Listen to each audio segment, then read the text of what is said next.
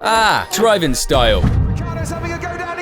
Everyone talks about it. Verstappen! Oh, Max Verstappen! For sure, I have to adapt my driving to it. But what is it really? I don't think I actually have one. It's just you adapt to the situation. Is it the key to a world title, or just the excuses drivers use when they're slow? Tight once again. It's contact once again. Yeah, just too many kind of weekends. It was obviously just a bit of a struggle. Let's break it down.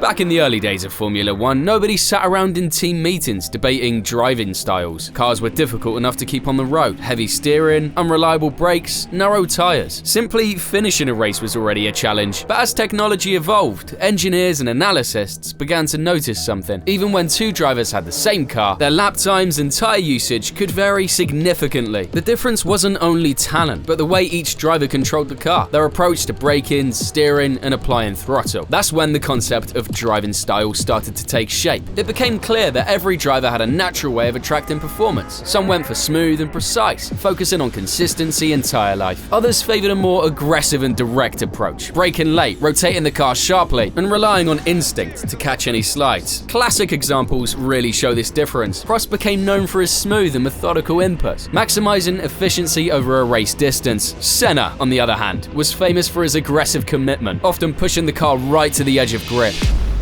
Senna is trying to go through on the inside, and it's happened immediately.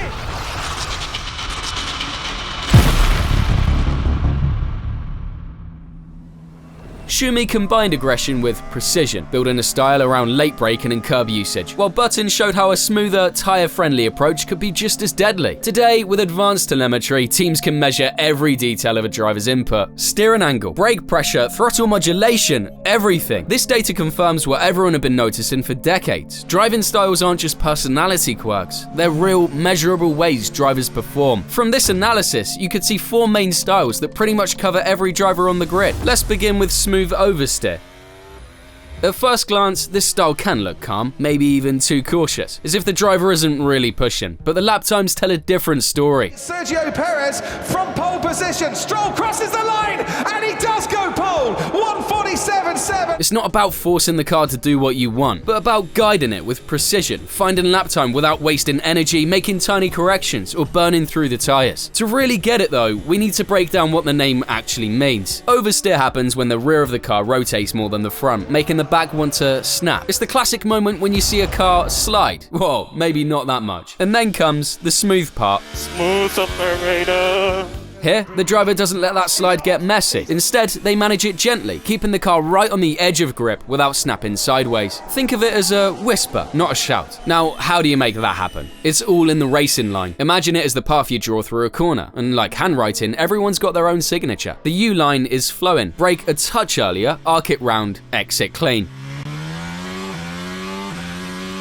The V line is sharper. Brake late, snap the car at the apex, and launch out.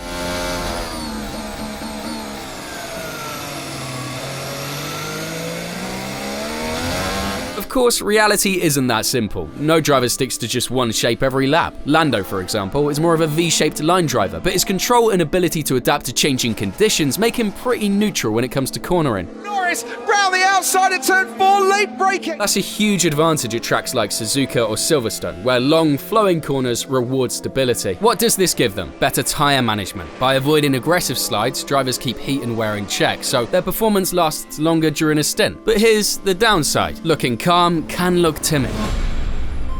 We're not going for fastest. Why not? So Lewis will have a free stop at the end. So you need to let Lewis buy into turn 13. Valtteri Bottas has just let Lewis Hamilton pass. That's why Bottas, despite being lightning in qualifying, has often been criticised for lacking sharpness in combat. Word, huge lockup. Valtteri Bottas off the road. That is clumsy stuff, but great action for the 30,000. Which, by the way, is the same energy as people who don't subscribe. Don't be that guy. That's worse than spinning in the pit lane. Still, in the bigger picture, smooth oversteer remains one of the most effective philosophies in modern F1, just not quite as much as smooth understeer. See, oversteer is when the rear wants to swing out. Understeer is the opposite problem. I'm looking, fronts everywhere, something's wrong. It's when you turn the wheel but the front doesn't respond as much as you want. Some say it doesn't matter, but in reality, understeer is way worse, because when the car washes wide, you're forced onto the dirty part of the track, and from there, well, you know what happens. That is a red flag, and you can see the damage that has been done there as Alex Albon hits the barriers. In the right hands, it could feel like a cheat code. Handled properly, it gives stability and traction. Two things every driver dreams of on street circuits where blasting out of tight corners decides everything. Think of Monaco, Singapore, or Baku. And you know who's conquered all of them? Sergio Perez wins the Azerbaijan Grand Prix. He wins the Monaco Grand Prix. Streets of Singapore wins the 2022 Singapore Grand Prix. Against all odds, my guy was even able to tame Max. That's how Sergio earned the nickname King of the Streets. And the fact that he's done it over and over again proves it's no accident. So how does this style actually work? Let's break a corner down again. Smooth understeer drivers usually brake earlier, keeping the car calm and avoiding lockups. Mid-corner, they might look slower because the front doesn't rotate sharply, but on exit, they hit the throttle sooner thanks to a stable rear. And nobody does that better than the Mexican.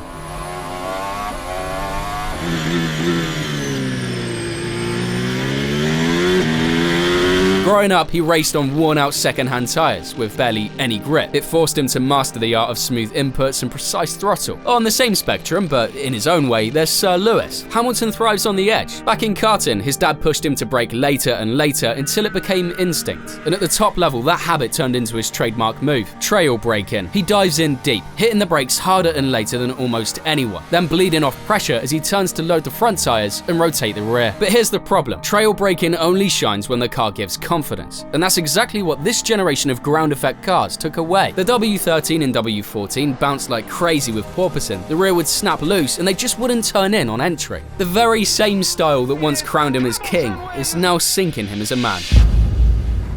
Oh, that's so frustrating. It was so late in the corner as the load had... I'm just useless.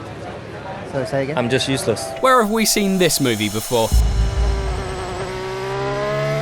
Back straight, Ricciardo goes for it from a long way back. Going, and Sebastian Vettel is gone. Maybe was going to go around the outside. Down the inside goes Daniel Ricciardo. The honey badger. What can I even say? Since his smile left the grid, something's been missing. And I mean, everyone remembers his struggles at McLaren and V-Car.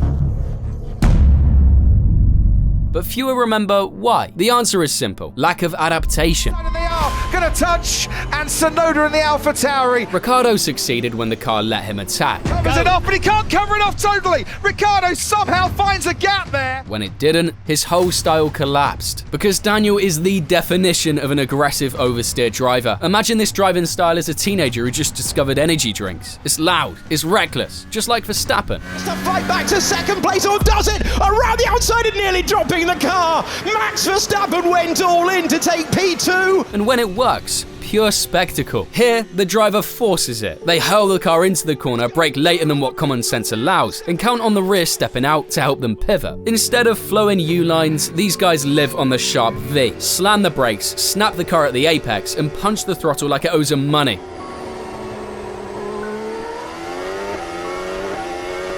It's messy, but when controlled, it's lightning. This is the style that shines in qualifying. One lap, maximum commitment, zero margin for error. And there's one person that shows up in your mind when you think about poles. I am stupid. I am stupid. That's right, Mr. Percival Leclerc. Watch him around Baku or Monaco and you'll see it instantly. He dives in, flicks the car, and then it's a ballet of micro corrections as the rear tiptoes along the limit. The poles look unreal. Until sometimes the wall shows up to say hi. Out.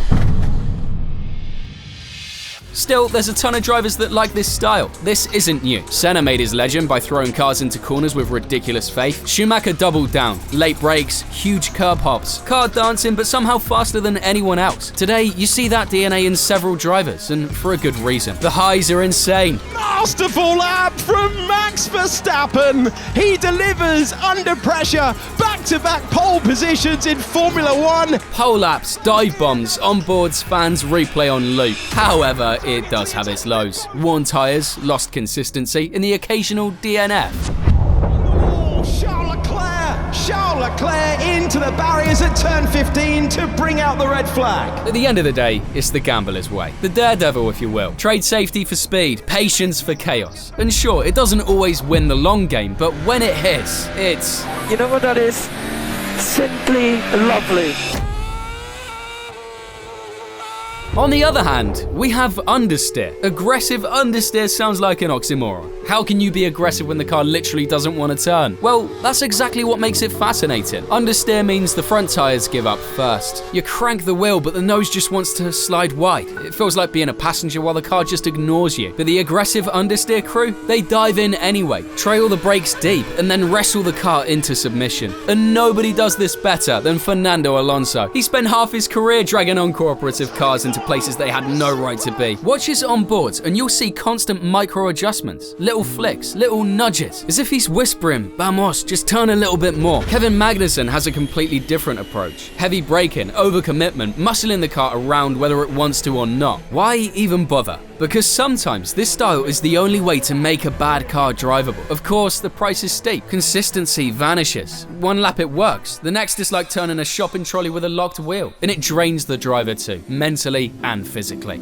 Fernando, do you think we should do a new set of inters or wets? New inters or wets? I think we should go to the garage. However, this is nothing new. Other names dip their toes here. Nigel Mansell back in the day forced cars into obedience with pure grit. Aggressive understeer is hilarious because it can look either heroic or hopeless. In one car, Alonso's bending physics to his will. The next looks like he's just barely making it stick. In the end, it completes this set of driving philosophies. F1 isn't just about who has the best car. It's about how drivers fight their car. Every style reflects a different way of attacking the same problem. How to get a car through a corner as fast as possible. And maybe that's the beauty of it. Down the inside on Nico Hulkenberg. Ocon might lose out to Fernando Alonso. Hamilton makes up places ahead of Hulkenberg, ahead of Alonso, and then comes the Force India. Some guide the car gently, some muscle it round, and some send it into corners with all the subtlety of a wrecking ball. Down the inside goes Daniel Ricciardo.